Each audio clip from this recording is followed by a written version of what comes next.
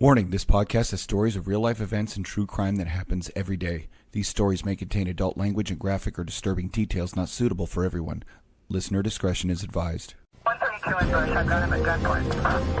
Check the left phone, the phone will pull that direction out this side. They're pulling them out. 911, advise ready for escape.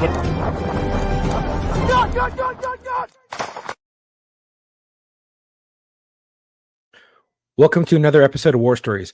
I'm Chuck, and unfortunately, Tom can't be here today, but we have a great guest, Marlon Marrache, the IA guy from the IA Guy podcast. How are you doing, Marlon? Good, brother. Hey, man, just happy to be here, and thanks for the invite, man. I appreciate it. Hey, no, thank you for coming on. Now, you have over 25 years in law enforcement. I want to say at LAPD, 12 years in internal affairs. You run the Savage Training Group, and you also run the IA Guy podcast. Is that accurate? It's retirement life is great, man. You get to do all the things that you didn't do when you worked hard. You know, I don't know about your experience, but I can certainly tell you that I spent, since 2002 until I retired, 20 years of my life working massive amount of overtime, 6-7 days a week, just to make ends meet. I was one of those, bro. I was one of those cops that depended on supplemental income, and it didn't serve its purpose. I certainly didn't buy a mansion and have boats and take all the vacations. So, but you know what? Now I get to travel. I get to teach something I'm very passionate about. I get to talk about a topic that's so taboo. No one wants to talk about disciplinary matters. Right. And yeah, when I made sergeant in 2000, when I promoted in sergeant to sergeant in January of 2007, I 15 years as a sergeant when I retired. The majority of those years were spent in discipline. The advantage that a big agency like the Los Angeles Police Department has is that I can work internal affairs, which I did, and we can talk a little bit about, my role in IA. But we also have a unit, a whole section that's called Officer Representation Section. And what the functions of ORS are no any different than these other agencies when they have their POA presidents and union reps. People who, officers go to your union reps and say, hey, man, I got a vent. I got to tell you about this. This is what's going on, all these issues. Well, in ORS, our main duty was to respond to all critical incidents. That was our primary duty. And so basically the attorney represents the pretty much the shooting officer, because all the critical incidents normally are OISs. And so basically the attorney gets paid the big bucks to represent the officer, and guess who's left doing all the other percipient witnesses and walking them through the whole process. That would be us reps. And of course, our secondary duty was all the skellies, the hearings, the admin appeals, the DIAs. Hey, the department did me wrong. Hey, Sarge, you got to look at this IA and tell me if it's a good one or not. And I loved defending cops so much that I did 2 tours in ORS, and I ended up at Transit before I retired. And you know what? I get to grab all that experience and not only teach it with these post-certified courses that we have, but also talk about it in a social media platform like YouTube. So, right, yeah, because it definitely gets I know internal affairs definitely gets a bad rap for sure. And it's kind of like when you go in the military, and you're like, I want to be in military police, and they're like, no, you don't. No, you don't. Everyone's going to hate you. And I mean, I consider it being something similar to that. But here's the thing: if your heart's in the right place and you're doing the right thing, yes, people are going to notice that, and and officers need that. No matter how much we don't like IA or we don't like them, it's not that we don't like them. It's just we don't like them looking into our stuff, getting up on our business, and no one likes to feel like they're powerless. And if anyone has ever been, questioned under Libarger or anything like that, or under any type of, not necessarily disciplinary action, but just, in an investigation, it doesn't feel good, and no one likes it. And I think that's, the biggest thing is just that, stay away from me. I don't want to deal with you guys because I know what comes with it.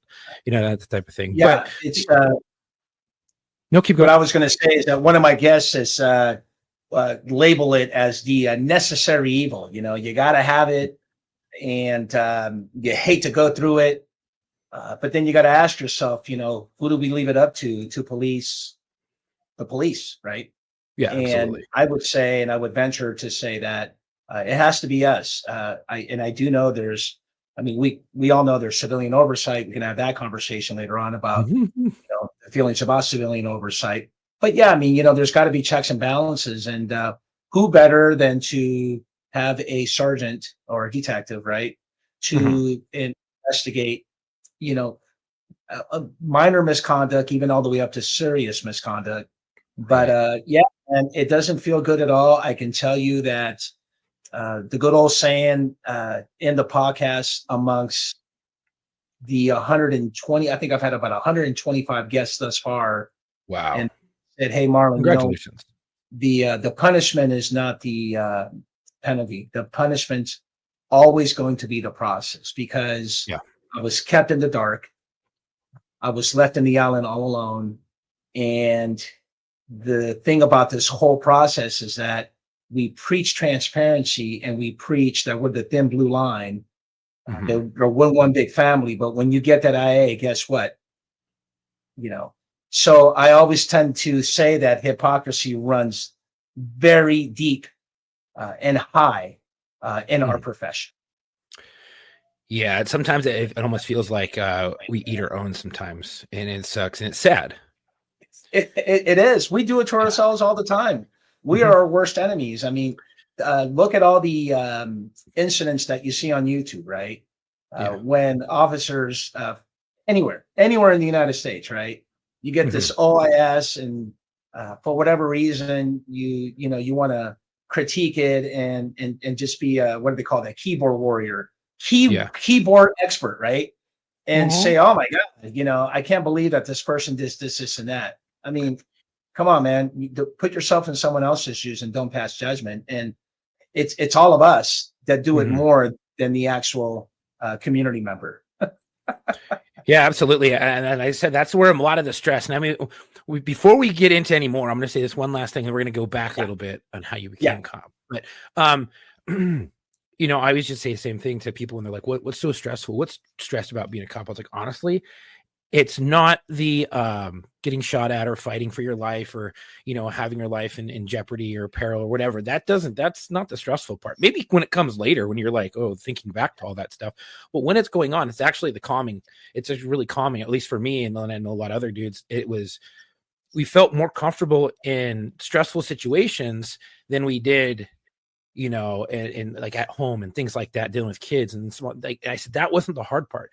What the stress came from was from the inside. When, whether it be a complaint or something coming down from inside, or, you know, maybe your uniform didn't look right or something, anything oh that yeah, could happen, it was always something coming from inside. We didn't care about the chirping outside. We have thick skin. I mean, if you got upset at every time some suspect or someone chirped at you outside, I mean, you would never make a career. You would never make it a whole year, let alone a week, because 100%. people are going to chip at you constantly. But, so I always said it like, man, sometimes I feel like we just eat our own, and it sucks. I'm like, we got to have more of each other's back, and, stop trying to climb over one another just to get ahead. And, we've had a few chiefs of police on, and a lot of them all say the same thing. Once you get to the top, it's like you have no friends up there, because even though we're all brothers and we're all in a brotherhood, It's you're the lonely. top dog. Yeah, everyone wants your job. It's not that they don't like you as a person. They just want that job. So they'll do what they have to try to get there. And, I feel like a lot of people have that mentality, especially when they start climbing and things. I don't know. That's a whole nother topic. I'm not going to get into it, but I think that's where the stress came from, like always the Yeah, inside stuff. And a lot of it, oh, you're in IA, or, oh, this is going to IA. You're like, oh God, like, cause you don't know what's coming. You know what I mean? I think that's a lot of the stress too. So did I cut out? no, we're good. Oh, okay. So I think Yeah, that's a lot of the that's the stress, way. and I freaking I've been in a few IAs. Good. That It means is you what got it to come is. on the show and we'll talk about them. I was also involved in the OIS and things like that, and a few things. And I never had an issue. I've heard of crazy stories and things like that, and we talk offline about that, but because I will never bring that stuff up. But it's just, I think a lot of people get a or a lot of, not a lot of people, but a lot of IAs get a bad rap. People who are in IA, and a long family friend of mine was in IA and was a great detective there. So I have no problems, qualms, or quarrels with IA, and I'm glad to talk to someone from IA because I've never really got the chance to really pick someone's brain from IA. So that's good. awesome. Good. That's what we're here for. It's the conversations that are long overdue, or way overdue, I should say. And you know what? I am a true believer that we can always learn something. Always. Even if you take some accountability. I mean, a lot of my guests, I haven't had that many guests, but I've had some where they've taken accountability. Hey, you know what, Marlon, I screwed up on this IA, and I took some suspension days, and you know what, I'm a better person, because of that incident. I had to go through the storm to kind of really get it, and then of course there's other alternative motives why I decided to do this, but mainly it's just reaching out to our law enforcement community, where there's a lot of there's definitely a lot of misunderstanding. There's this perspective that people lack about the IA process, and I'm going to go out and say that I want to say that internal affairs is misrepresented to some degree. And so I don't doubt it. All that is super important. And we try to demystify, the functions of internal affairs, and even to the point where, why would someone even want to work internal affairs? Right. Right. I mean, no cop ever. So many different reasons. Yeah. I mean, no cop. Think about it. When you came on the job, and I'm never going to get into why I decided to become a police officer, but certainly when I came on in July of 1998, the last thing on my mind was IA. But then again, I always wonder, what was my impression of internal affairs back then to what it is today? And, like we talked earlier, I think we do it to ourselves because we've been told, right, by our training officers, our FTOs, that, hey, they're evil people, or, they're the dark side. Don't talk to those suits. They're just out to get you. So that's just a culture of decades that gives that impression that, that's just a function that you don't want to deal with. And if you do get an IA, you're in big trouble. And it doesn't help that every time I've met IA, it's always been to read me my rights. Yeah, exactly. That's another good point too. You're always read your rights, and you're thinking, well, what the hell, man? All we're talking about is just me not wearing my CPAR. I didn't have my name tag on, for crying out loud. Here's a better one. I didn't leave a business card when, with at that radio call, at that call for service. And now I'm getting jammed up, and you're reading my Miranda rights. Wow. I feel like I'm being treated like a 187 murder suspect, man. No one likes to be treated like a suspect, or no one's treated like a suspect. It's uncomfortable. Yeah, for sure. But and there was one thing that you said that I really want to touch on real quick. Is that you said there's just not a lot of information. People feel like they get left on an island and things like that.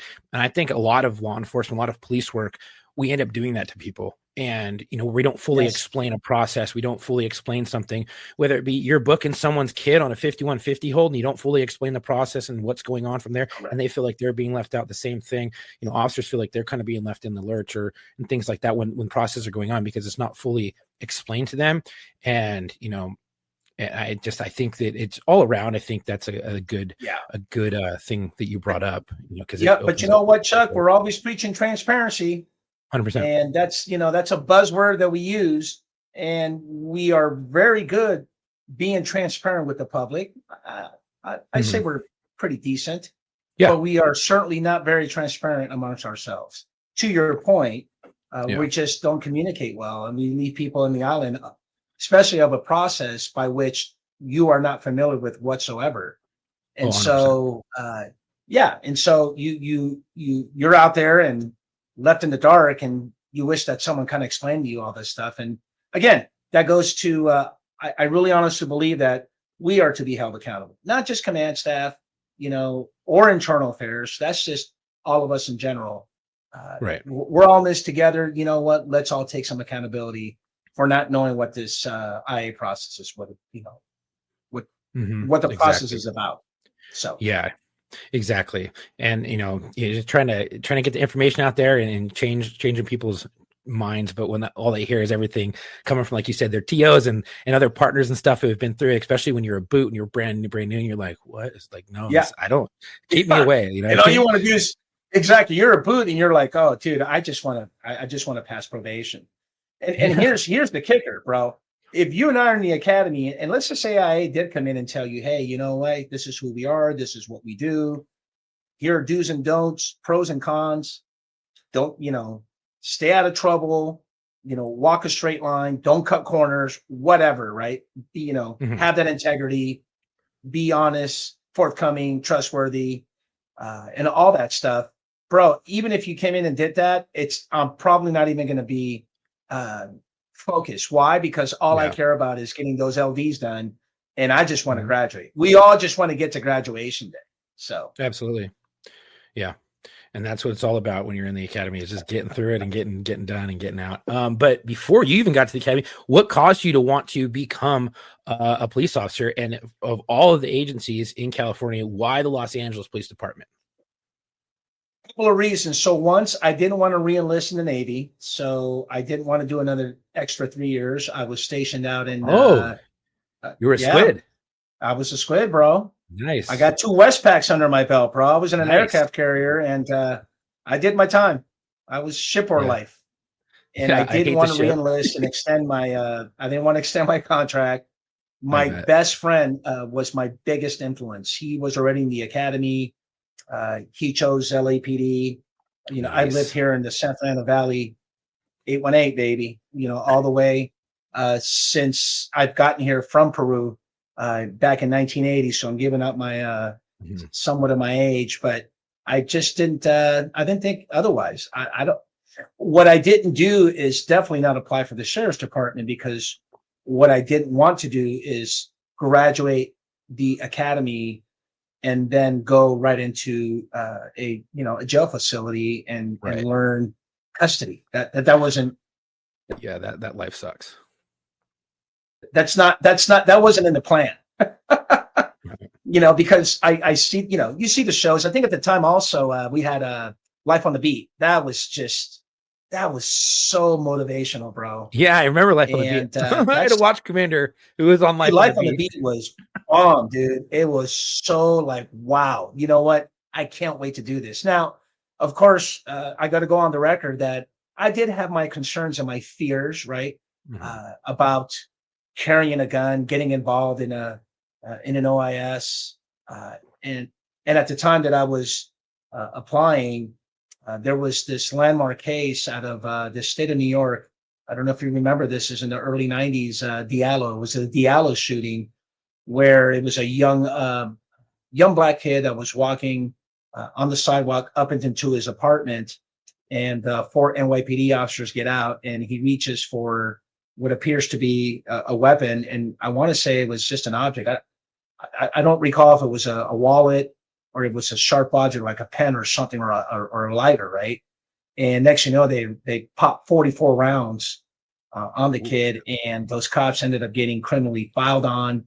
And the trial was on TV on all mhm. major channels. And so for me, I was just like, dude, I don't want to be that. I don't want to be that officer, right? Right. And then, of course, the riots in 1992 happened, and I'm just like, this is just not right. But you know what? My best friend, man, I really leaned on his decision making, his influence.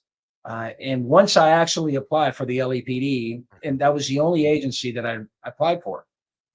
And when I passed my written and I was in backgrounds, all my fears and my concerns turned into motivation and dedication, right? I was pumped, dude. I was like, man, I can't wait to get that letter that says you've been appointed to the LAPD Academy. Oh, So yeah. yeah, man, Great. you're taking me back. This was July of 1998, July 6th on the Black Line, man. I swore in. So Nice. That's awesome. Over there at Elysian Park in the oh, they're basketball an stadium. EP, man. Yeah. That's that place it's still standing, it still looks good, it's still functional and still operational, and they're still expanding on it. And I can't wait to see what it looks like in the near future, because it's, if you walk up in there before you get to the ranges and you pass all like the old brick and everything, you walk in and Yeah. it's what you see from the old police academy movies. That shit was awesome. Going back to that, in the academy, remembering that and looking up and be like, I used to watch these movies growing up with my dad, and being there and going through it, I'm like, this is freaking awesome. And then seeing how it progressed and what it looks like today, it's crazy. It's turning into a really good facility. And I think most of us on the department, we all hope that will be the number one spot just to go to the academy. I don't think anyone likes ARTC. That building is still up and running, but I want to say that the Davis, I think it's called Davis Training Facility here in the San Fernando Valley, not far from my house, that is the state-of-the-art academy. And I want to say it's somehow, some way, everything's pretty much going to end up going there. But EP will still be standing. So yeah, I mean, but they keep putting the classrooms over there, which is good. But if they could build on Davis and make it a full-blown 100% insulated academy, and maybe do the first month over at EP, so you get that nostalgia back, and the history from everybody before you who was on the department went to the academy there. But to then just do everything at Davis would make things so much easier. But so you got through the academy, and where did you do your probation at? Foothill Division. Nice. I was in Foothill out there, the Rock, bro.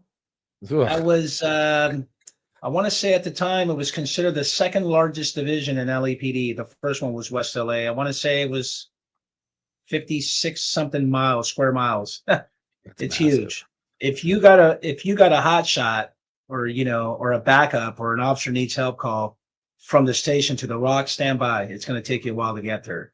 Even on what people call grays, we call morning watch, on watch 3, it's going to take a while.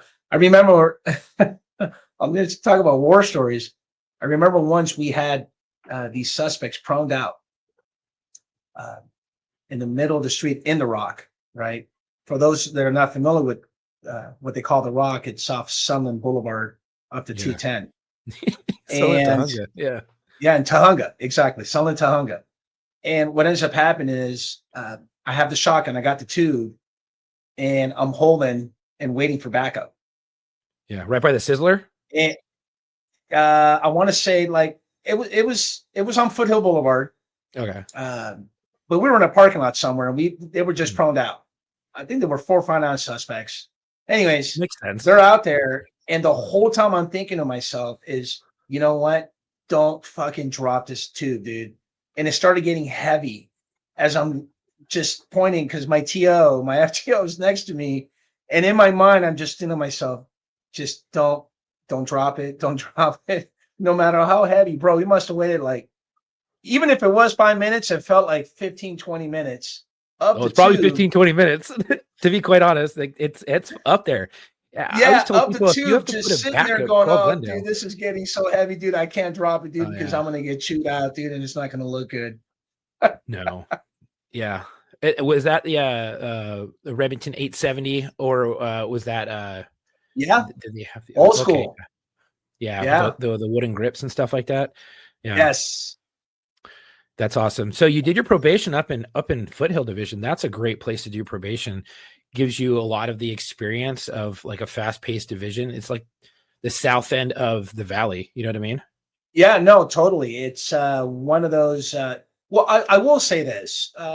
If you're familiar with LAPD and all the divisions, of course, having to reflect on it now, right? Not then, but now, is on any given Friday night, for the most part, from like 4 p.m. all the way up till the crack of dawn the next day.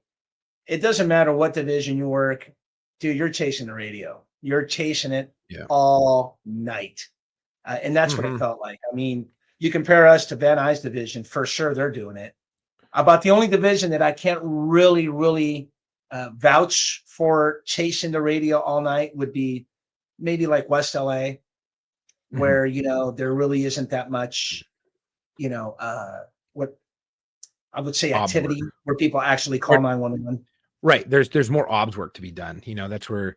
What? Yeah. I mean, and, Yeah. and as you know, in West Los Angeles, there's a lot of, upscale, residential areas. So I got wheeled and transferred to West LA. So a lot of the residentials, it's not busy enough to keep calling 911 unless it's like a real like home invasion robbery. You know what I'm saying? Right. So Which every other division pretty much in the Los Angeles Police Department, you're going to chase the radio all night, brother. Thursday, Friday, Saturday night for sure. So yeah, man, the volume, and I can tell you that there has been nights where it's just nonstop from one call to the other. And, you're just, by the time you're done the next day, you're like, okay, let me just go and get some sleep. And you know what? Let's run it back. So yeah, man. Yeah, that's crazy. So you wheeled to West LA. Kind of give your wrap on what all the divisions did you do? So from West LA, I stayed there for I want to say about close to 2 years.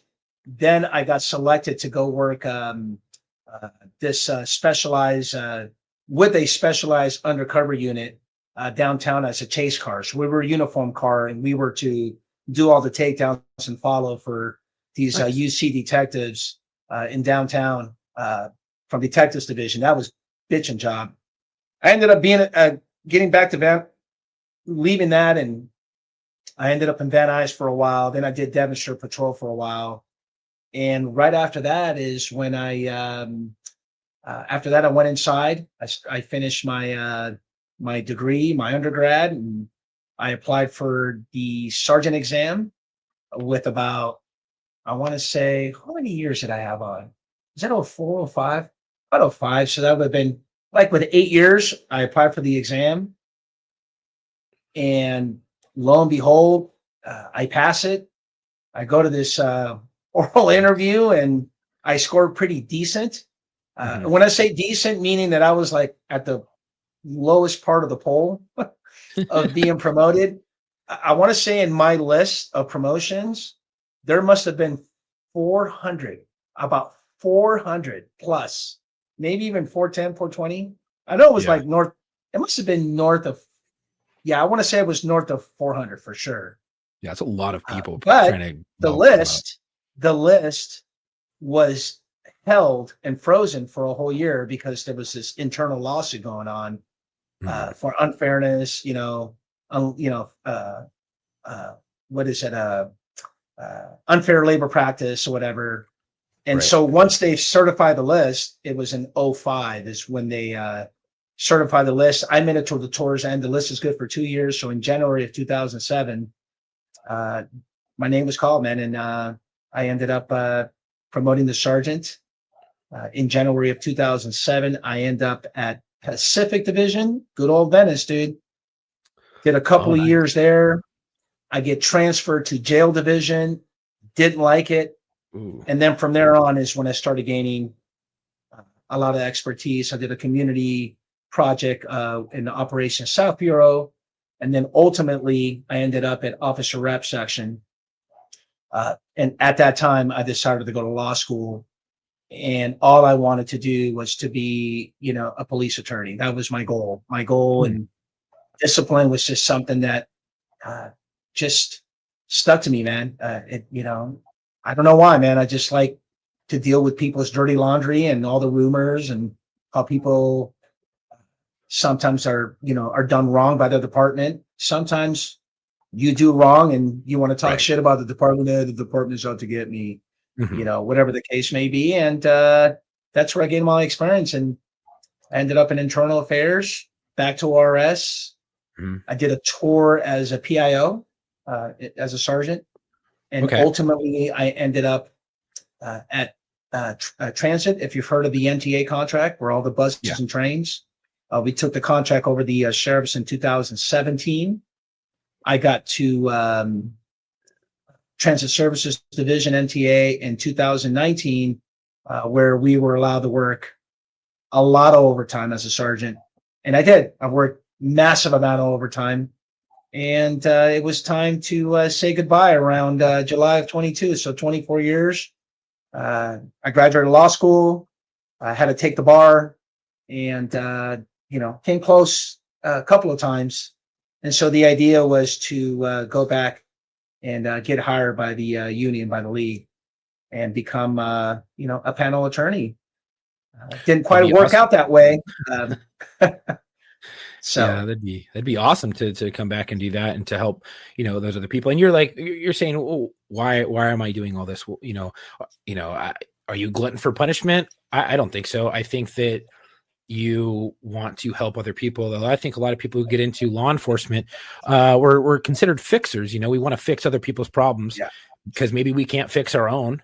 Who knows? But we want to fix and help other people, and that's exactly what's I think transferring over is still that need to serve and want to help other people, and knowing that long term my body maybe it won't be able to take patrol or whatever yeah, law enforcement for the rest, and wanting to help other people. I mean, that's great. Get a lot of experience, help other coppers, help other things, and that's probably why you got into IA too. yeah. There's interesting you say that, because when people do ask me, and I've never really been asked until lately when I've been doing some guest appearances. We're like, hey man, Right. why'd you go to internal affairs? Even when we teach, we ask, hey, who wants to go to internal affairs, right? And of Right. course, you get answers like, well, it's a feather in the cap for the next step, right? To get I've heard that, promoted. yeah. I can tell you in LAPD, you want to get that Sergeant 2 spot, which is that rocker, right? You have 3 stripes and you want to get your rocker. And I can tell you in LAPD, a rocker is very hard to find. It's like an upgrade, it's a promotion. So one of the ways of doing that is to go inside, and internal affairs just happens to have a lot of these spots.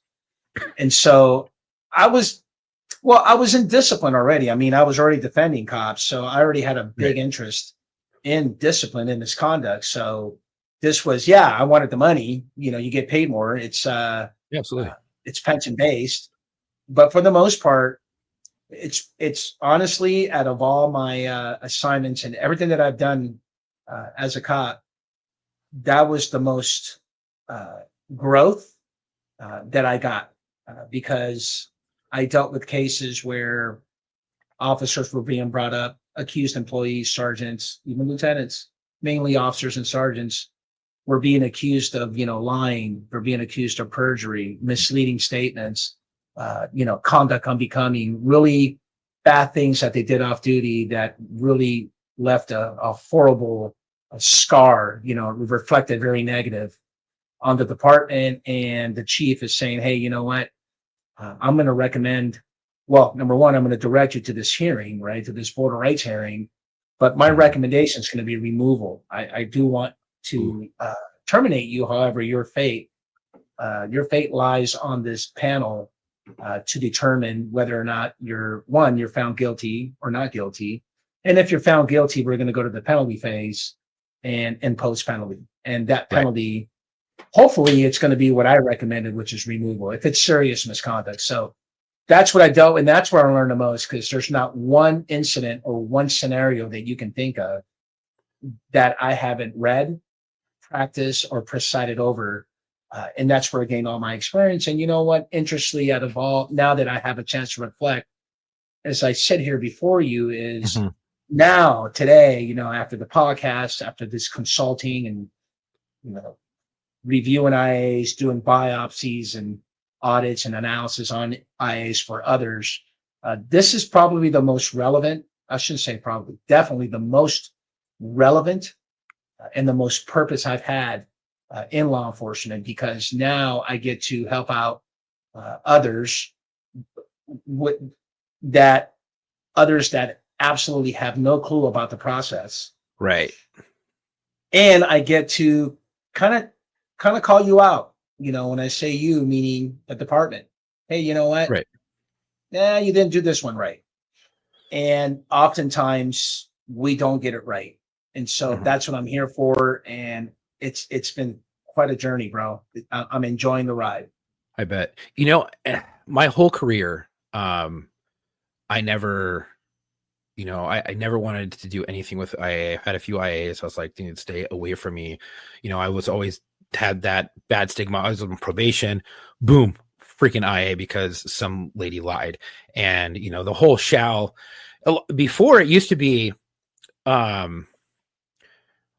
your supervisor could say, we're going to take that. That's not a fucking complaint. Right. That's bullshit. Yeah. And then it turned into everything is a shall report.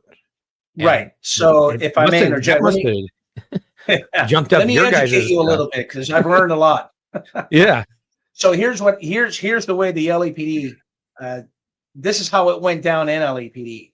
So in the early 90s, in the mid 90s, you had the crash units, Rampart being the scandal, right? We all know about the Rampart scandal, right? Correct. And so after the Rampart scandal, which by the way, CHP. Yeah, which by the way, the Rampart scandal is not a scandal. LA Times just made out to be a scandal. I'm sorry, that was Rodney King. I'm sorry. Correct. Rodney King was in 92. That's Rodney King. I'm sorry, that was started by CHP. My bad. I'm brain farted. We'll strike that from the record. I'm not a complete idiot. Right. So the Rampart scandal is talking about Rafael Perez. Basically two officers in the crash unit, Nino Durden and Ray Perez, who decided to be what I consider Pablo Escobars in uniform. These dudes were just out there being thugs and drug dealers, gangsters. Right. But however, what people don't understand is that the crash unit, not just in Rampart, the majority of crash units had like over 20 police officers, 4 sergeants, and a lieutenant.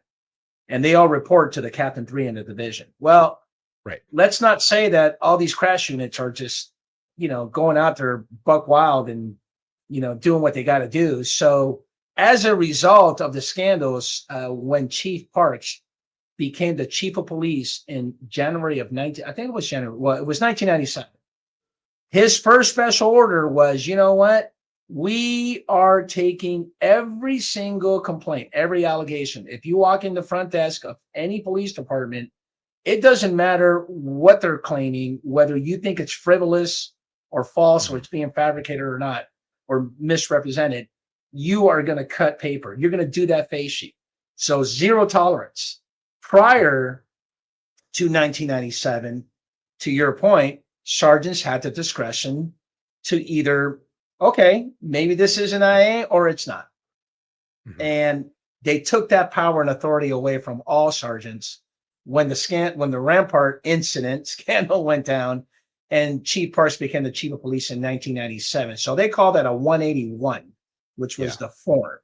Fast forward to 2001, when we went on the consent decree, they switched it to a form called a 128, which to this very day, LAPD still uses that jargon, where every other department says, hey, man, I'm getting IA.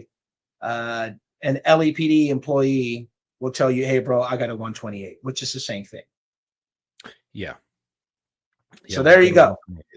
And I learned all that from having my guests come through and talk to me. I had a lot of guests to talk to me about the scandal. I had one guest who presided over internal affairs post Rampart scandal, in which he being the section supervisor of his other sergeants, they had to settle over 500 cases. That's a lot. I mean, and when I say settle, what this is in internal affairs, telling the chief, you know what, we got this wrong. Yeah, completely wrong. So these 500 cases, they're unfounded. They got to go. This should have never even been an IA in the first place. Wow, that's a lot. Yeah, it's a lot. Yeah, and not many people know that. So. No, I mean, and thank you for sharing that. That's crazy. I mean, wow. Rafael Perez or Ray Perez, or one call him. That dude was a bad dude. He legit was a criminal. Like, 100%. Legit, and he's out now. For people, if people don't know, he's out now. Only reason I think that he's out is because he had an immunity deal and he came clean on some shit from stuff that I have heard that I can neither confirm nor deny. Not going to give out names, but I heard a lot of stuff about that guy and how dirty he was. And,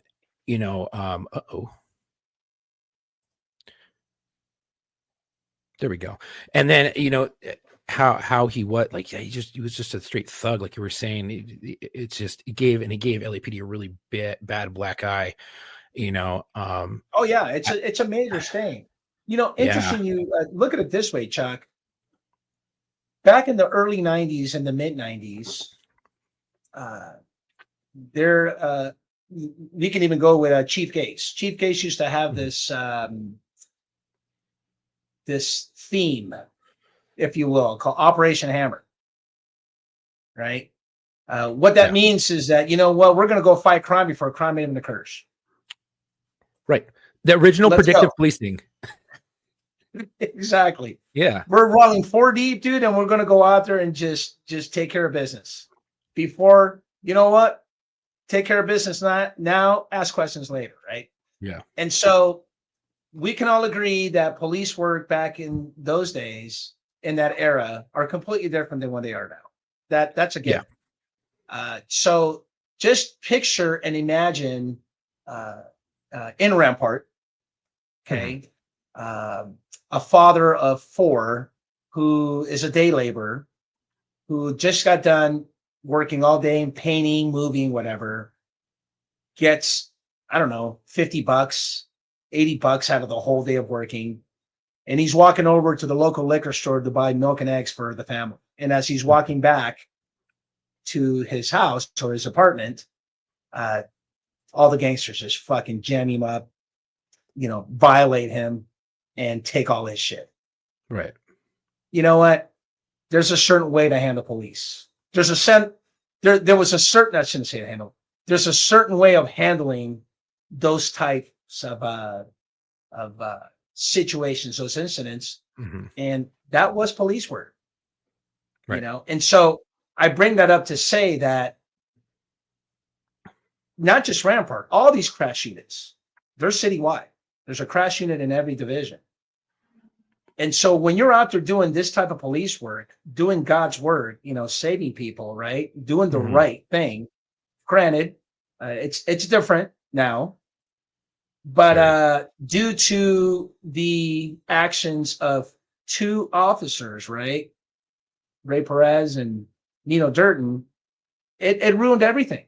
So the ones that really got affected the most, that were probably the most angry and pissed off, is probably the crash officers, because they had to pretty much stop and do what, that's it, man. We can't do what we think it's right.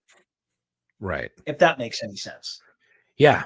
I mean, and they did away with crash, and they kind of, I would say, rekindled it, renamed it, Metro, Charlie Platoon 114. And they would do like their spew units that would go citywide, like wherever they're having high volume of crime or activity, like, hey, let's come out to West Valley and let's do crime suppression south of the boulevard and in this neighborhood, one for gang activity in this location, and the other at this time to this time for home invasions and burglary crime suppression. And then they would move on to West Bureau, where they would go work Olympic or Wilshire or something like that, and then they would go down South Bureau and then do all those other crime suppression things when they would have. And I was like, oh, this is great. It's targeted patrol for certain crimes that are exploding in that area, and that's a really good thing to have, and to be able to bring that back. And I would have loved to have worked Crash. I think that would have been an awesome unit to work because of all like the movies and stuff and all that. Yeah, you and I missed we missed it, bro. I wish I would have, if I would have came on at 21 years old, that would have been 1990. And I would have had a blast, man. Yeah, it would have been so good. I mean, I still had people talking to me about Crash when I was on and stuff like that. And I was like, what are you talking about? This has been gone for forever. Youngster, what are you doing? You're silly. Anyways, but going back to the whole IA thing, when I was on, I never was like, fucking IA, stay away from me, whatever. And then I retired. And I started looking up jobs, and I was like, what would be really good is to investigate people. And a job popped up at a privatized prison to work internal affairs. And I was like, I want to do that because I want to make sure that crime doesn't get involved in certain things, and people get punished for what they need to be punished for. And I never thought I would have that type of thought, because I still have this need to serve. I still want to serve. I still want to help people and things like that. And I think that you want to be relevant. There are people, right? And there are people out there that give organizations a bad name or a black eye, and I really want to get involved in the whole investigations and stuff like that, and whether that be aerospace or anything like that. But it's all investigating possible treason or things like that. And I think that's, you're protecting other people still, and through investigations and doing the right thing. And I think it's important to have good people in IA. And your time in IA, you did 12 years, I think is what it said. Right. No, 12 years of altogether in discipline. Oh, okay. I did, so ORS about plus a good that. 5 years there. Okay. Yeah. If you were to combine, repping and defending cops and prosecuting cops, interesting. I was told I wasn't. Hey, Marlon, don't think of this as a prosecutorial role. You know what I call bullshit. I was prosecuting cops. I mean, let's keep it real.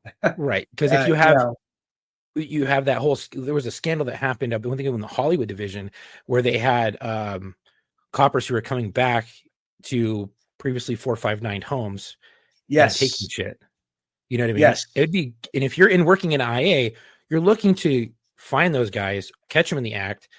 Yes. And then do their investigation for prosecution. So it is technically a form of what a prosecutor, what that word you just said. No, it's prosecutorial for sure. There you go. That's a tongue twister. Yeah. You got to spell it out next time, bro. Dude, you got to write that shit in crayon. I'm a Marine. Come on. So, I mean, but what was the craziest, I guess, caper you ever had in IA? Yes. Or maybe ORS. That was coming. This is my official war story. I know that was coming. Oh gosh. Out of the 30 border rights hearing that I've done, 5 of them involved a false statement allegation. And those 5 were found guilty. Mm-hmm. And during the penalty phase, they got terminated. Right. What I will say is that the craziest one, the one that just stands out the most, when you lie, it doesn't really stand out the most. It's what you did to get you to this stage, right? In other words, you got to work your ass off to kind of get there. Mm-hmm. And mostly than anything, it's off-duty behavior. I will always say that. What you do off-duty is way more scrutinized than what you do on duty.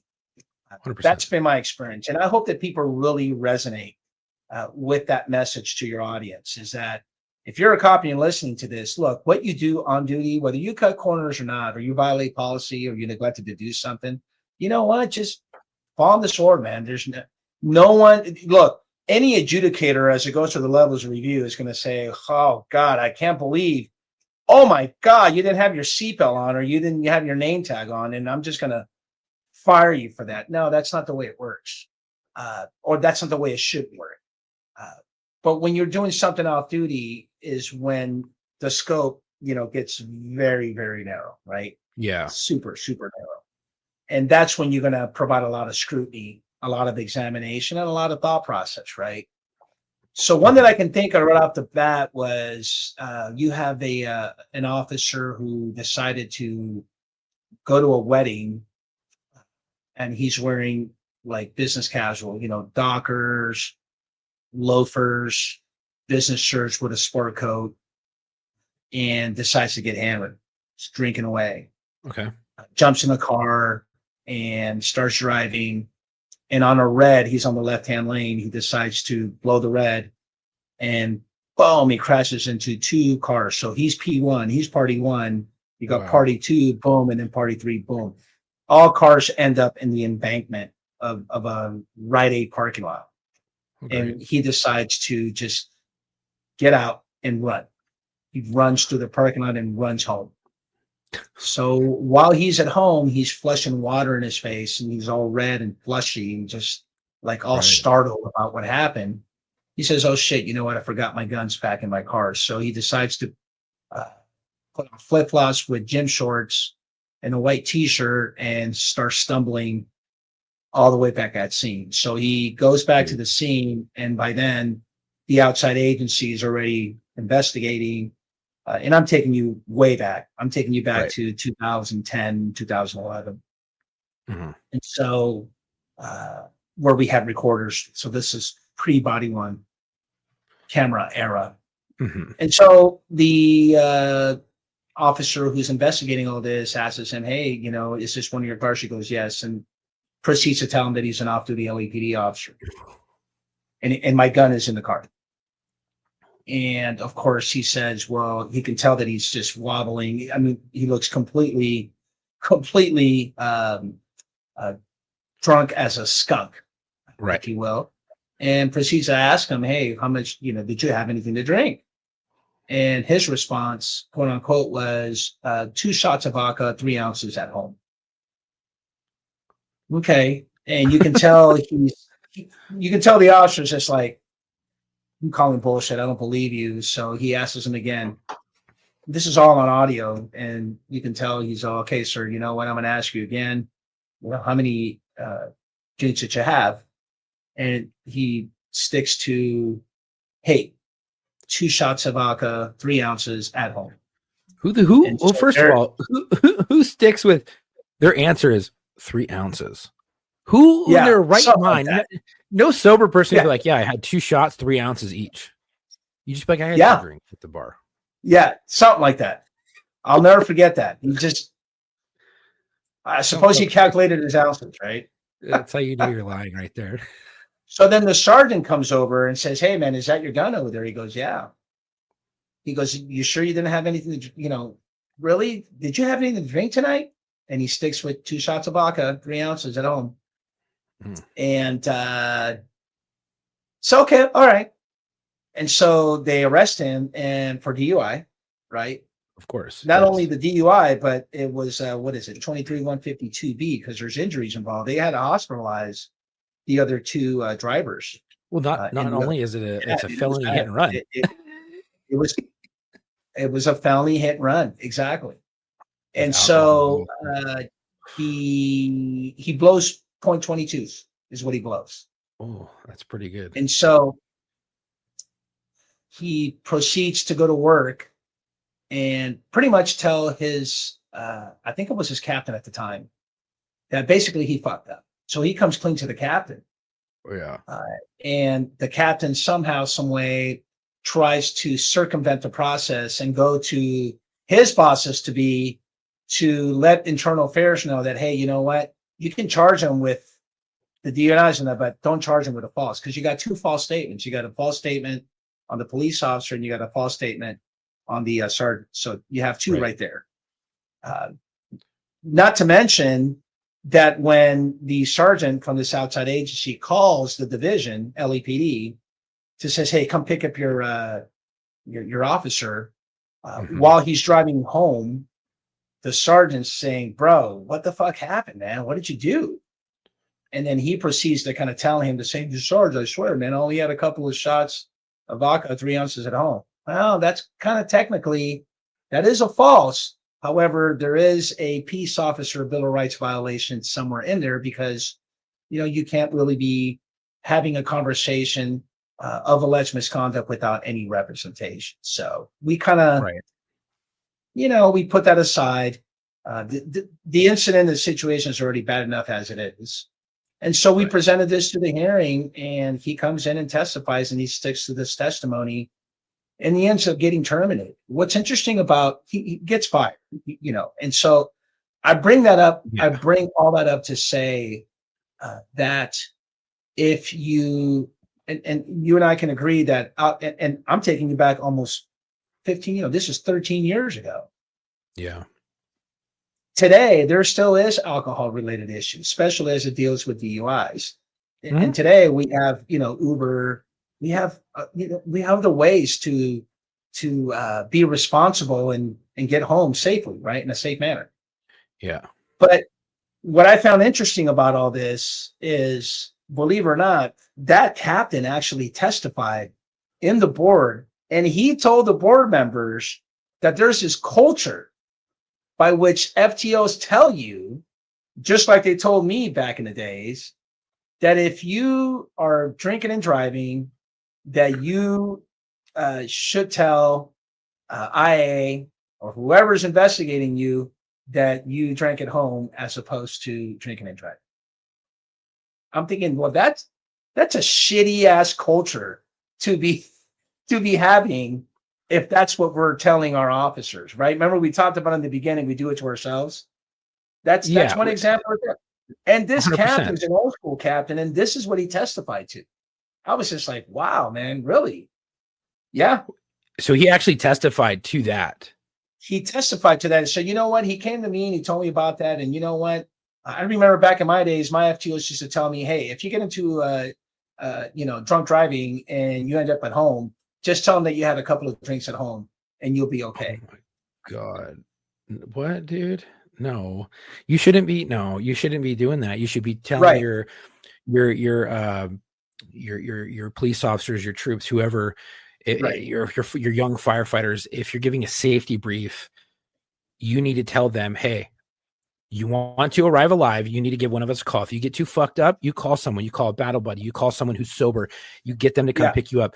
If you need money, you have call Uber and Lyft. So you have really not much Uber. Excuse, right? No, and there's a whole issue with Uber now, like saying, well, we want to not, and Lyft and all the other ride shares where they're saying, well, we want to not allow people who are intoxicated into our cars because of vomiting issues. I'm like, that's the whole reason why you exist. You exist to get drunk people to and from the bar. That's the only reason why you exist. They want to go from the sporting event to this bar to go home to make sure that they're safe.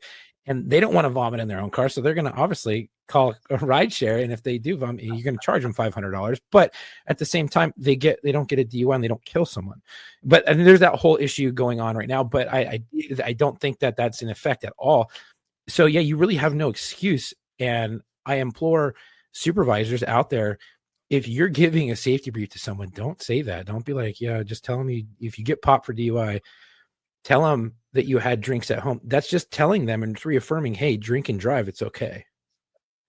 And that shouldn't be what you're reinforcing. Of course, you can't tell a war story without having lessons learned. And I think I already mentioned it, but you definitely want to get some lessons learned and some growth out of this. And the message is that, look, just be forthcoming, honest, truthful, and forthright, right? If you do that, don't worry about the outcome. Don't ever think about the outcome like, oh my God, am I going to lose my job? Well, you know what?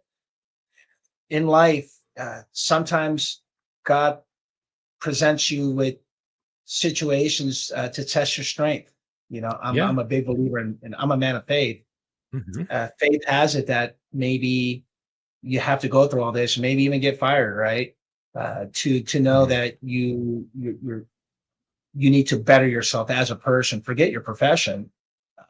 And sometimes there's leniency. Who knows where you work, man? Maybe some chiefs are pretty lenient. Hey, it's your first offense. And I understand, but once you lie, and what I bring that up is because one of the board members, after we concluded, right, we're done with the hearing, he did come up to me and say, hey, Marlon, you know what? I didn't need the false statements. The minute that he ran away and left the scene of this traffic accident, that was enough for me to fire him. And so, another lessons learned, man. Hey, you get into a traffic accident, don't be that person. So I would say that's like the number one thing to get fired on any police department is get DUI, hit someone, or get into a pursuit and run from the police or run from the scene of a crime, like a DUI. That's the number one way to get fired. I've seen so many probationary officers get fired over DUIs and things like that. Shit, we had one get involved in a pursuit, and it ended in mission division. I was like, holy shit. That was one of our probationary officers. I was like, oh, that's cool. And then he came in. I was like, oh, that's him. I was like, I was watching that on the TV working one night. I was like, that's crazy. I'm just like, dude, you're cooked. And it took them forever to go through the process. They allowed him to continue to work to get a paycheck. They didn't assign him home. I was like, well, that's kind of cool. I mean, you're losing your job. Like, we all knew it. He knew it. And I was like, at least they're giving you 4 months, 5 months, working at the station, getting paid. Yeah. before you get your shit canned. I mean, at least they're giving you an option to get a job and whatever. But I'm like, dude, Yep. bonehead move. Like you drink and you Yeah. get into a wreck or you run from cops. Like, oh my God, dude. Still don't do that. Like that's the number one thing to not do. And I don't really have sympathy for people that, you know, that will do something that is egregious and they know it's wrong. Yeah. I don't have zero sympathy for that type of stuff. I mean, we had a fucking dude, he's one of our Boots classmates. He ended up killing someone in Pomona. I want to say Pomona, and then ran to Mexico. Copper. Yes. Yeah. Yes. Were you working at that time? I remember, of course. I remember that Well, incident. working IA at that time. I mean, that shit was crazy. I wasn't like, working holy at it, but I crap. remember the incident quite well. Yeah, and people were scared. I'm like, dude, they were coming up to me. I'm like, what do I do? I'm gonna talk to him. I'm like, hey, look, like you didn't do anything wrong. Be straightforward and honest. Tell them everything they need to know about this guy because, yeah, he may be a cop, but he just fucking murdered someone. If you know where he is, if you have any contact with him from that day, you're not going to get in trouble. Just be straight up and honest. And I think that's something I took from a copper back in the day. His name was Sam Shepard, and he told me he's like the number one thing that will keep your job is don't ever fucking lie. He's like, if you get popped for something, you know you did something wrong, just tell the truth. You'll probably get days on the beach, rather than getting fired, unless it's like major misconduct. But if you fuck up, just tell the truth. And you'll get in trouble. You'll probably lose some money and you won't be able to promote for the next 5 years, but at least you'll have a job. I was like, oh yeah, it's smart. So I just kept passing that down on to other people. I'm like, man, because I knew when I was coming up, it was so taboo. Like it was so scary when you were going in for an IA. Oh, that's nerve wracking. Yes, it is. Especially when we talked about earlier about getting Mirandized. Really, I'm getting Mirandized for a seatbelt violation. Got it. Yeah. I mean, those came down a Doesn't lot feel good at too. all. No, after like as soon as cameras came out, it seemed like for a hot minute, people were getting, 128 after 128 after 128 for not wearing their seatbelt or taking their seatbelt off too early or, Yeah. whatever, or not activating their camera. I was like, oh my gosh, this is getting crazy. I hope they've calmed down a little bit, but I mean, that was getting a little bit too much for me. We just got done teaching. I teach internal affairs 3-day course with a Savage training group, and we just came back from Imperial County in El Centro, and we were having this discussion where a couple of IA investigators are in the course, and they're saying, "Oh yeah, we Mirandize everybody." And then we ask, me and my partner, who instructs with me, he's active lieutenant up in San Francisco PD, and we ask, okay, but I'm challenging. Why do you do that? Do we have to do that to every single IA, right? So if we know that misconduct is neglect of duty, violation of policy and procedure, criminal offense, I get that part, right? Or a QBO, unbecoming conduct, right? Conduct unbecoming an officer. Right. Why are we Mirandizing people for just some minor policy violation? And of course, you know what the answer is? Well, because we've always done things that way. Right. That's the golden answer, right? And then of course we talk about consistency. You want to be consistent. Well, you know what? Maybe you might want to change the way you actually conduct business in this function, right? Because you certainly don't want a little, imagine you being a 2-year officer today, right? And you're working, you're doing God's work, you're doing great. And all of a sudden you get an IA, and you've heard all the rumors about IA. IA is this evil entity. Oh my God. And the minute you get in there, you start doing the leading. Hi, today's date is, so-and-so. The time is, 3:44 p.m.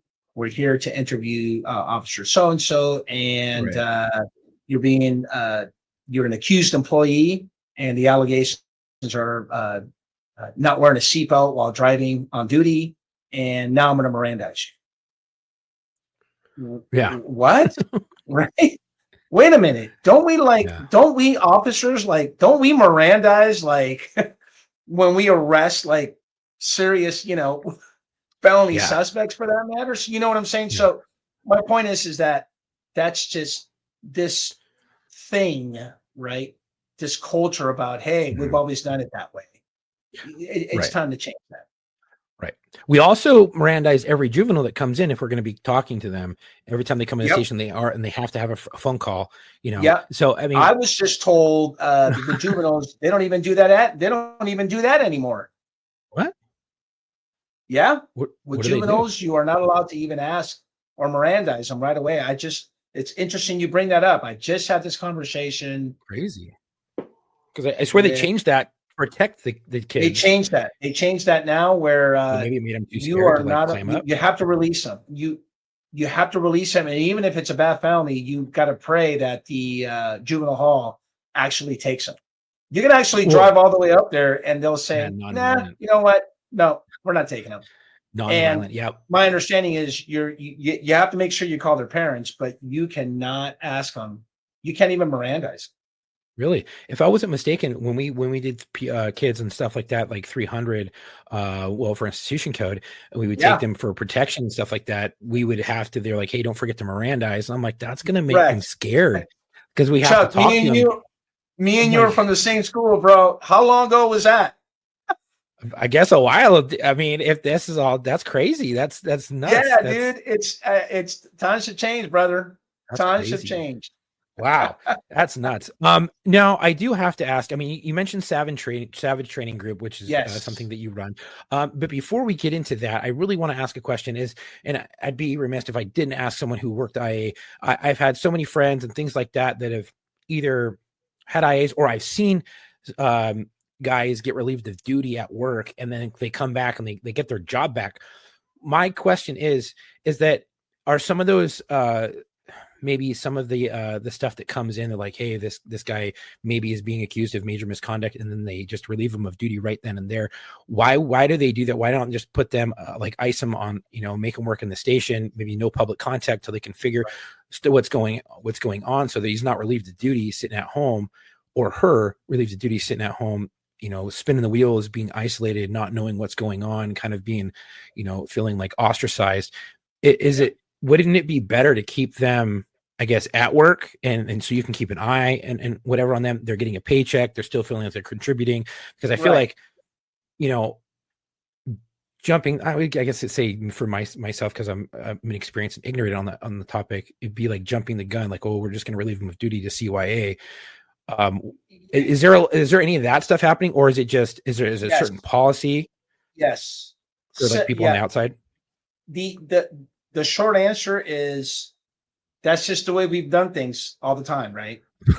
That's just the way we do things. That's the culture answer, right? Yeah. However, interesting you say that. I got a phone call today from an officer from up Northern California, where he's been home for 18 months, and he has to make a decision by the end of this month whether he takes a deal or he gets terminated, which is kind of little unusual. We can get into the, he asked for my advice and is going to hire me, which is part of the consulting that I do to pretty much tear apart that IA. And sometimes I'll get the IA and I'll tell you, hey, this is a good one. All stones were turned, as opposed to no stone goes unturned. That's the motto. You always want to be the best invader. You always want to be the best investigator that you can be and turn every single stone. So going back to, so what I will say is that with small agencies outside of LAPD, there is some liability issues where, if it's such serious misconduct, I think it's just best to just put them on ice at home and just have them reporting and pay them and await for the completion of this internal affairs investigation. And same thing happens with internal affairs with LAPD too, right? You can be alleged with some serious misconduct. They'll send you home. Give me your gun, your badge, and here's a memo that's going to tell you all the conditions. And at some point before the 364th day, you're going to get served. And chances are, if it's that serious, you're going to be directed to this tribunal hearing called the Board of Rights. Right. But other agencies are no different in terms of sending people home. And I suppose that's just it's probably a better way to practice that way. And like you said, ostracize you and isolate you because we've always done things that way.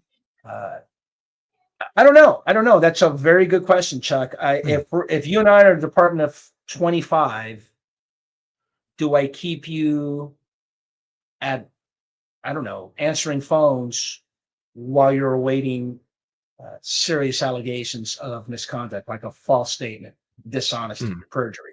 I don't know. I don't know. Right. I'm probably thinking I'm going to send you home. Why? Well, if you're still here answering phones, not only are you going to be a nervous wreck and all stressed out, but you might, maybe, I don't know, you might just pick up another IA, you know? Who knows? Right. So they Or probably you'll do that. influence someone, because you and I can agree Right. that, look, when we come from a big agency like LAPD, it's a big machine. Yeah. Someone from Southeast right now that has a 128, an internal affairs investigation, right now, if his classmate works here in Devonshire, they'll never know about it. You know, Right. big difference. Where if you work in a small agency of 25, 30, even 50, I'll even go 100. If you're in an agency of 100, you know what? Let's take it even further. 200. Guess what? When you get an IA, everybody knows. Everyone. And so you want to dispel all the rumors. Best way to do that is send you home. But if I'm going to send you home, or you're going to be assigned to home and be relieved from duty, it's got to be pretty serious. Yeah, and that's stuff. But then you see like the guys, and then they go through everything, and then they get adjudicated, and it is what it is. And they're like, oh, and I guess you're getting reinstated, everything, and you got your job back. And they're like, whatever. And I've seen some cases where you're like, yeah, you were kind of fucking guilty, but at the same time, you were a material witness, and so you got your job back. And then the other times I've seen, you were accused of something that on paper at face value sounded really bad, but then when everything came out and the investigation went full scope, you're like, oh, that was completely blown out of proportion. Yeah, that sounded really bad, but at the same time, and from the original things that we saw, that didn't look good. It looked like things were stacking up against you, and then all of a sudden everything turned and went the opposite direction, and you were found to be innocent and was not in the scope of your duty or whatever. And then you got your job back. I've seen stuff like that, and I'm like, man. So you think it's more of like a, hey, let's for your safety, our safety, we're going to keep you at home so that you maybe don't have a breakdown here and you show your ass here and get more in trouble, and maybe possibly get yourself another IA. Let's just keep you at home, put you on ice, keep you there, type of thing. More of like a protective measure type of deal. Yeah, I think it's just probably the best remedy to this pending process. It's just that way. Yeah, I'm all for that. What I'm not for is, now, with that being said, where I think we go wrong is when you come back and you've been exonerated. Sometimes there isn't that accountability, that apology. One, two, I'm supposed to just, in my darkest moments, I was in the island all by myself, and now, hey, come back to work, go log on and push the sled, sorry, and move on. Yeah, there's I no want to real say, in a big agency, big machine like LAPD, LASD, any big machine in the United States, I would say that your immediate supervisor, your immediate commanding officer should have that responsibility to welcome you back with certainty, with warmth, and hopefully he or she was there through you throughout this whole process. But in a small agency, hey man, that's got to suck, bro. And I don't know that. What I do know is, because with the consulting work that I'm doing and all the conversations I have throughout California, up and down the state of California, and teaching, it happens a lot, man. It happens more often than we want it to happen, and I just don't know if there's a solution to that. Well, I think it kind of goes back to your original statement, when we first started. not just accountability, transparency, but explaining what's going on so you don't feel like you're being left on an island, explaining the whole process of what's going on. And then when you come back, explain it further and be like, hey, my bad, our bad, their person's bad. Don't worry, that person's been fired. Or yeah, that citizen who made that complaint, you know, so that's either a false report, or we just didn't have enough, and we're sorry, you know? Right. The other thing too, Chuck, would be, I think what would kind of soften the blow as you're going through this whole process would be, hey, Chuck, you know what? I just got this case. I'm going to look at it and give me about 2 weeks. Let's schedule for the compelled interview, right? Make sure you get your attorney or rep. And, you know, hey, Chuck, thanks for showing up. Let's get this done. Hey, Chuck, you know what? I'm going to write all this up and turn it into my boss. Hopefully give me about a week or two. I'll turn it up to the next level review and, you know, and see what's going on. Hey, Chuck, you know what? I turned it into my lieutenant dude. He's taking a look at it. Right. Hey, Chuck, you know what? The lieutenant's going to show it to the captain. And we got it back because there were some grammatical errors. You know, we're turning it in. So you should be hearing from the captain soon. Hey, Chuck, you know what? The captain told me to tell you that he's going to be presented to the chief in the next briefing. Hey, Chuck, you know what? It was presented to the chief, and you know what? They're going to make a determination by the end of the month. You know what? And if we get it wrong, Chuck, at least you know that I kept you informed and I communicated with you and I was transparent with you throughout this whole process. That is probably, if we're not doing that, we should.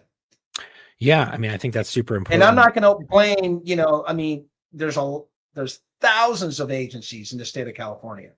I'm sure someone's listening or watching or hopefully, you know, learning that that's probably the best way to do it. I agree. Keep people informed and make them feel like they're in the loop so that they don't feel alone. You have a vested interest, regardless of the outcome. Hey, man, you know what? Here's a perfect example. You remember the incident that shot not too long ago where there was a Sacramento PD officer that arrested that dude that had a fentanyl. He arrested him with fentanyl.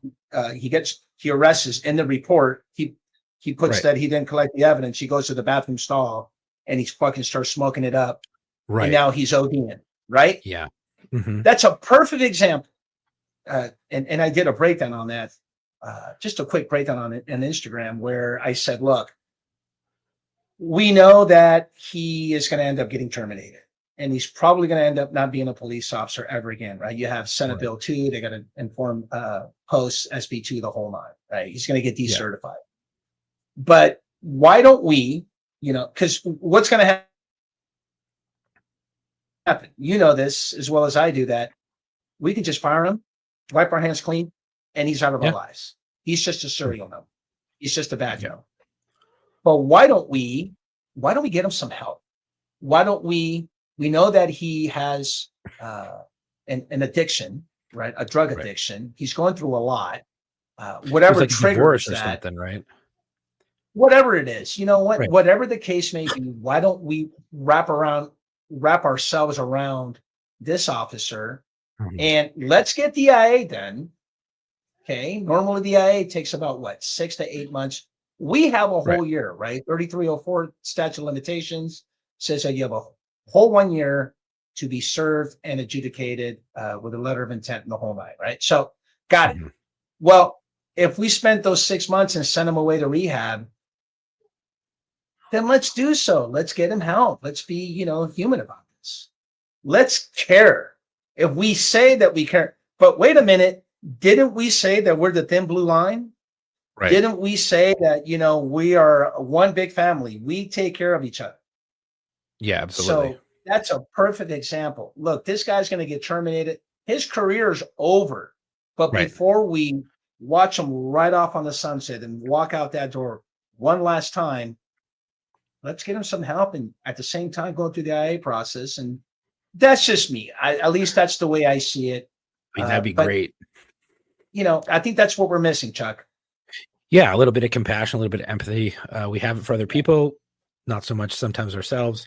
Exactly. It's kind of like suck it up, you got it, deal with it. It's shitty, or embrace the suck. It's like all these are all common mottos that are used in military first response, things like that. It's like it's a shitty time, but you're gonna get through it. This too shall pass. All these different sayings. It's because it's shitty right now, push through it.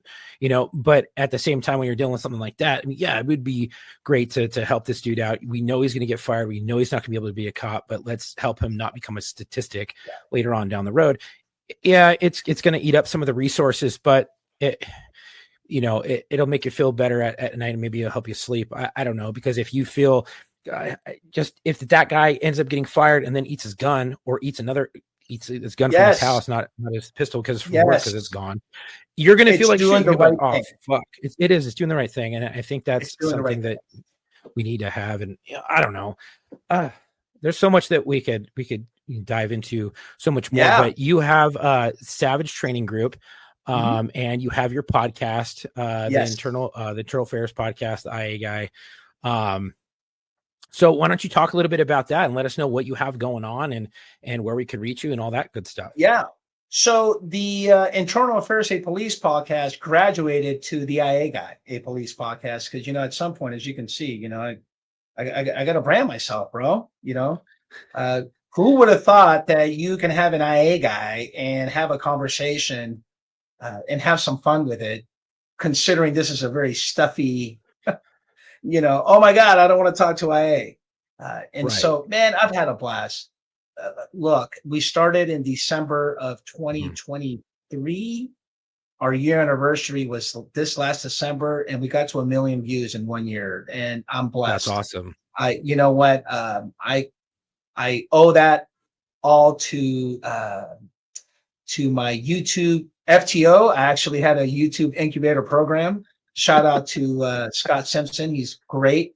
I had to sign up and be part of his cohort, and he taught me everything from, you name it, man, from thumbnails to descriptions to analytics to titles.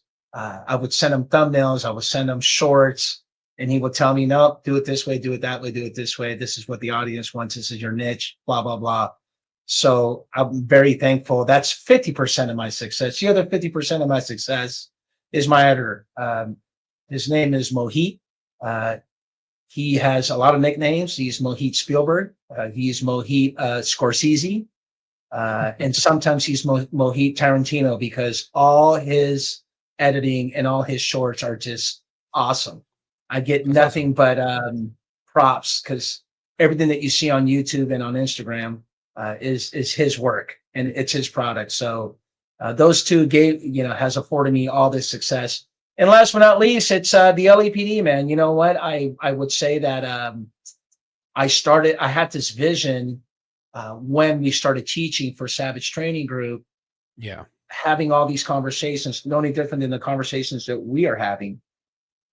And I thought to myself, you know what? I got to put this on a social platform. And it's worked out, man. You know what? Lucky me, LAPD is a big organization. We have a huge family.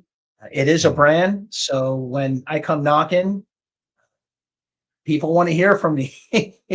Not so much from IA, but they want to hear. And it's been great, man. I've reached people. The most satisfaction and the most gratification, if you will, that I've gotten out of this whole journey in podcasting has been people calling me from all over the United States saying, you know what, I feel like I'm not alone. I get a lot of that's people who reach out to me who say, you know what, I really thought that I was alone, but after hearing these stories, I'm thankful. So keep up the good work. And that's it, brother. Whether I hit the threshold, hey man, it'd be nice if one day one of my shorts or one of the episodes gets to 1 million views. Granted, that'll be great. But that's not what I'm in it for. I'm in it to have some purpose. I'm relevant. I feel way more relevant now than I did probably in any of my assignments when I was an active law enforcement officer. So I'm really thankful for that. Now, out of all that has also grown into a couple of things. One, the Blue Consulting Inc. that we talked about. So I did a reel where we offer these consultation services. And what we do is we take your internal affairs, in other words, send us your internal affairs, completed investigation, and I'm going to go through it with a fine tooth comb and pretty much tell you two things. One, this is a really good IA, well pleaded, well written, all stones were turned. Or I'm going to tell you that this IA has way too many holes, way more holes than Swiss cheese. And so when that's the case, which has been with a couple of clients that I come on board, you know what, for a service fee, I get to do a full biopsy, audit, and an examination analysis, and pretty much tell you best practices and point out all these holes so that when you do go to your arbitration hearing or any appeal process that you're experiencing, you're able to attach this biopsy report to your IA. And if you want me to come testify in your hearing, I'm the declarant, I'll be more than glad to tell you the results of this biopsy, of this audit. So that's been a great service. Also is lately there has been a lot of interest in doing representation, right? So if you are someone who, for whatever reason, and I get it, man, attorneys are super busy, they're overwhelmed with cases. Sometimes they'll call you on the day of, or maybe a couple of days, hey, you know, let's get ready for your IA interview. Whatever side of the aisle, if you want to call us to represent you, to defend you, or whether you department want to call us to do your IA, we offer that service too. So, last but not least, take a look at the, forgot to tell you about the the BWC library. These two, the founders, the co-founders are active police officer who decided to have a library of videos, a whole category, and it's super, super comprehensive. And in that website, you have a section for expert breakdowns. And so we partnered up and we grabbed some incidents where we feel we can get some education without any scrutiny, without passing judgment, just kind of saying, you know what? And I get to explain to you the process, especially if you're involved in a critical incident, right? An OIS being the most popular. Right. Or I should say that happens quite often. And you are the shooting officer. Your case gets presented to the DA's office for criminal filings, and it gets rejected. Now it comes back to admin. I get to give you the lens and walk you through that whole process and think, okay, what happens now? Are we looking at IAs? Are we looking at allegations or any use of force? One of my favorites that I'm doing out also lately is the Karens, bro. We have a section called Karen in the Wild. These crazy Karens with traffic stops. I am so like obsessed with these, where you see officers asking, you know, for their ID at a traffic stop and they're refusing and things go sideways. And you know what? I want to show the public that the IA guy is not just being critical with with, hey, you know what, you screwed up, but hey, look, this is what happens on a traffic stop. I love the ones with city officials, elected officials. Hey, look at me, I'm the chief, I'm the DA, and you should give me a pass. No, because what's going to happen? I'm calling the chief as you're conducting the stop. How dare you give me a ticket? Love all those. So we do a lot of those as well. Those breakdowns. Why? Because at some point you're going to get an IA, and I'm here to tell you that you should have never cut the face sheet in the first place, because that officer was professional, calm, cool, and collective, and he shouldn't have to go through this whole process. So there's a lot that we do, but the BWC library is another source where you'll see me breaking down some instances where we can get some education. And Chuck, man, it's been a great ride, and these are projects that I've had in my mind, and I finally get to I get to do them. Yeah, bring them to fruition. I mean, that's pretty awesome. I mean, I haven't seen really too many people out there who are offering services who used to work internal affairs to help other people who have gone through internal affairs and Right. and they're trying to fight it or whatever, or like, hey, can you look at the case, and you're looking at it through an objective lens. I think that's really good. And I think it's a great service that you're offering. I think that's awesome. And I have never seen anybody out there doing it. So that's a really good thing. You see it with stuff with recruitment. And we actually have a friend who worked LAPD for a really long time, recruitment, background investigations, and he has his own podcast as well. And he kind of does that, offers that service, for backgrounds and things like that. And now, like, talking about Ken, for people, our buddy Ken. Yeah. Ken Roybal. That's my guy. Yeah. He's awesome. He's been on the show like a few times, like 4 or 5 times. Love Ken. Ken, he's love awesome. Ken. Ken loves me. Great relationship. Yeah, what's interesting is that, and look, no fault to the attorney. I'm not going to sit here and say that your association. Believe me, I've heard it. I hear it a lot in classes. I have this POA president saying, "Yeah, you know what? This attorney." Look, just because you got a license doesn't necessarily mean that you're competent or you're good. You know what? Right. Don't ever let your and that goes in any profession. Any profession. Don't ever let a license define your skill, your talent. And so for me, I've been doing this. Yeah, and here's the deal: when you're especially in this line of work, you know what? I'm a cop, man, and I worked IA. So believe me, I know what I'm looking at, and I know where the holes are, if any. Right? Where an attorney who's never been a cop, just might go through the motions. And I'm not. I don't want to seem as though a lot of attorneys are. I wouldn't say they're not competent, but you really some.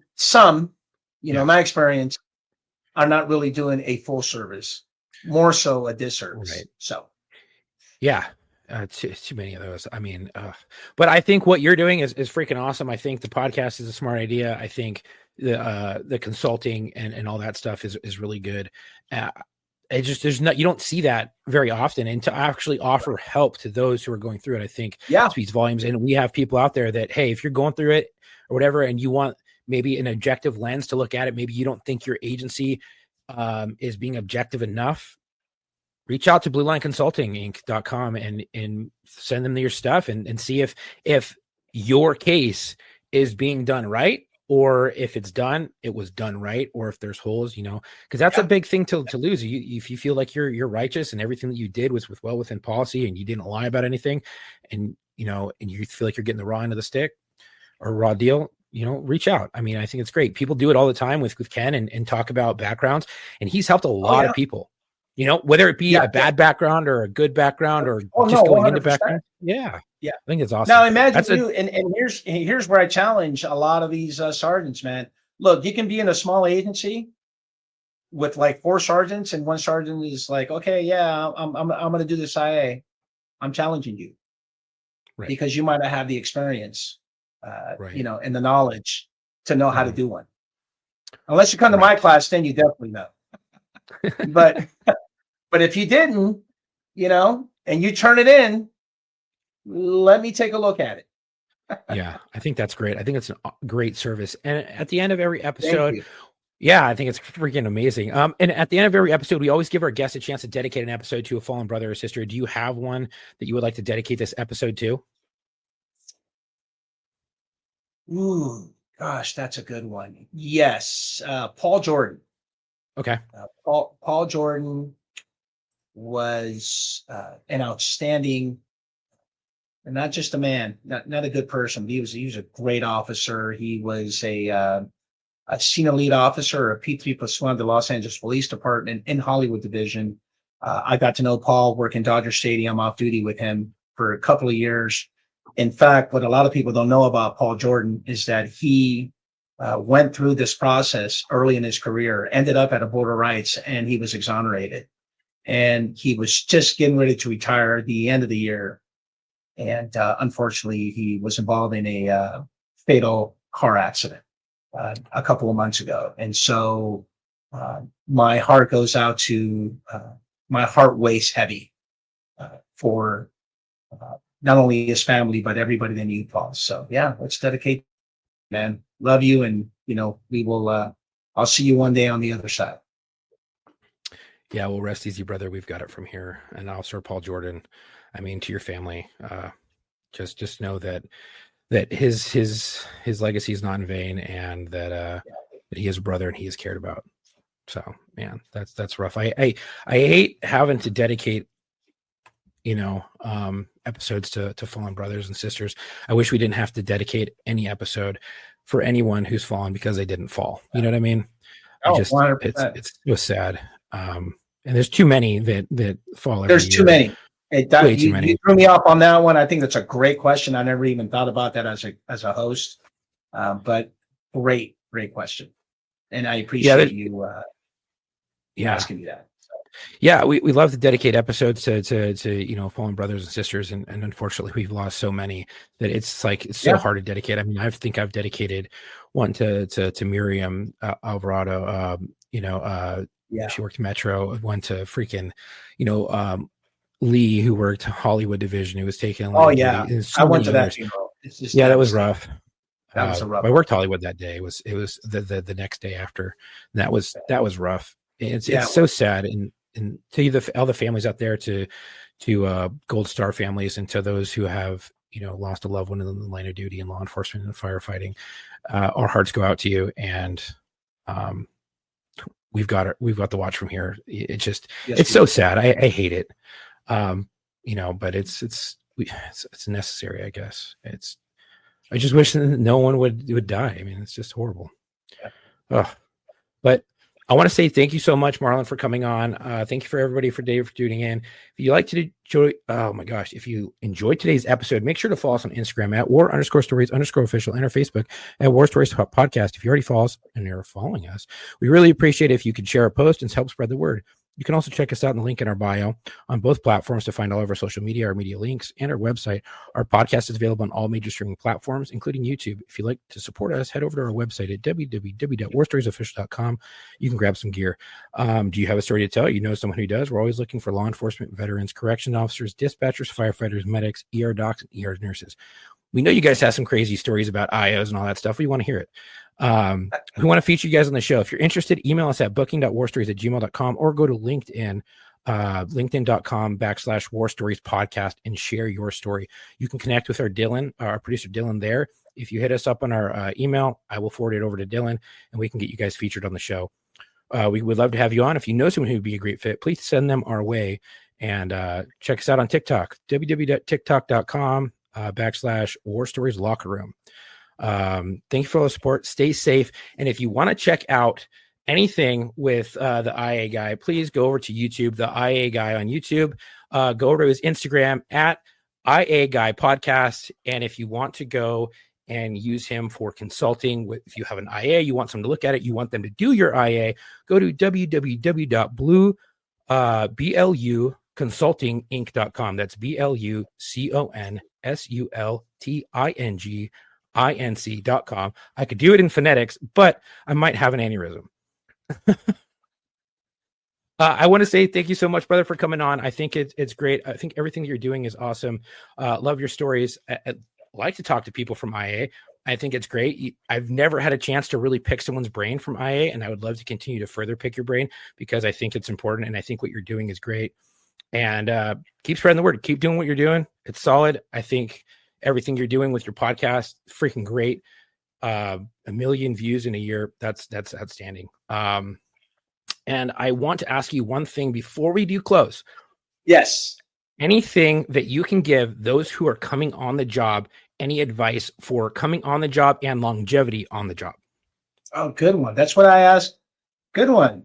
I asked that to all my guests. As a matter of fact, we try to remember.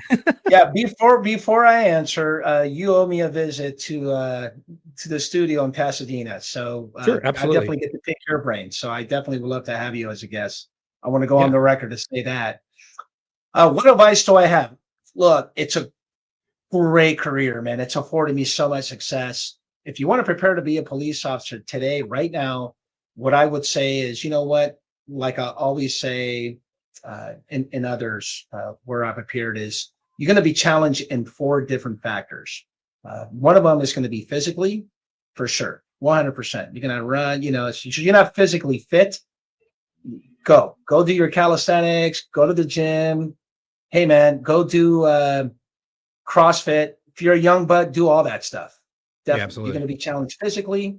You're definitely going to be challenged emotionally. You know what? Keep your intelligence at a good level. Or I should say, be intelligent about your emotions. EI is super, super huge. You're going to be challenged psychologically. You know what? There's going to be a lot thrown at you.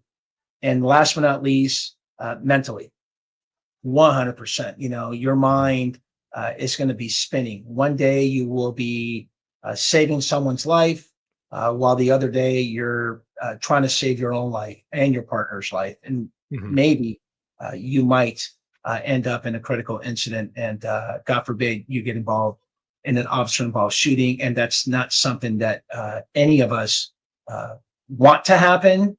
And certainly for the ones that have gotten involved in an OIS, it's something that they have to live with that decision for the rest of their lives. So there you have it, man.